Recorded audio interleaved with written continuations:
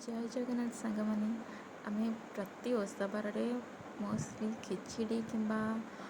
अरुआ भात ही खाई था किंतु आज आपण माना नहीं बिना पियाज रसुण पोटल बिरयानी जोटा कि बहुत कम सामग्री आ बहुत सहज ही प्रिपेयर कर से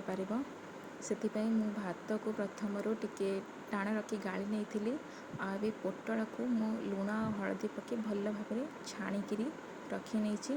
पोटल को टिके ठंडा कर सारा आम से ऐड करवा दही हलदी लंका गुंड आ भेज बिरयानी मसला आ सहित किसी कस्तूरी मेथी आ स्वाद अनुसार टिके लुणटा परिमाण टिके अधिका ने जेहेतु मैं बिरयानी लुण ऐड कर नहले अलणा लगे तो ये सब को पकई सारापर बहुत भल भाव गोले दबा